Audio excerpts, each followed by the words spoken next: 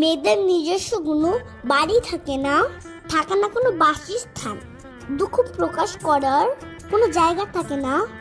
একটা মেয়ের বিয়ের পর আপন বলতে কেউ থাকে না, সবাই স্বার্থপর।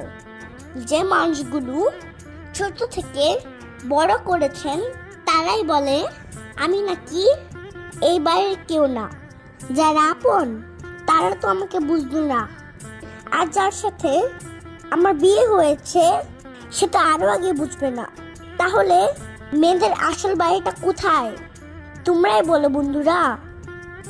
একটা মেয়ের নিজস্ব কোনো বাড়ি নেই, নিজস্ব কোনো ঘর নেই। মেয়েদের আছে শুধুমাত্র পরিচয়। মেয়েরা কখনো বাবার পরিচয়ে বড় হয়ে ওঠে, আবার কখনো স্বামীর পরিচয়, তাই সব। তাই মেয়েদের নিজেদের বাড়ি বলতে কিছু নেই। মেয়েরা হয় পরিচিতা, কখনো পরিচয় দেয় এটা আমার বাবার বাড়ি, আবার কখনো পরিচয় দেয় এটা আমার স্বামীর বাড়ি।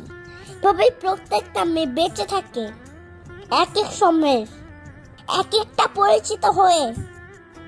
ছোটবেলায় বাবা শখ করে আমার জন্য ঘর সাজিয়ে দিয়ে, এবার যত খুশি আমার রাজকন্যা তার ঘরে থাকুক। দাদিমা ব্যঙ্গ করে বলেছিলেন মেয়েদের আবার ঘর হয় নাকি বিয়ের পর। সেই শখের ঘরে আর থাকা হলো না, নতুন ঠিকানা হলো শ্বশুর বাড়ি।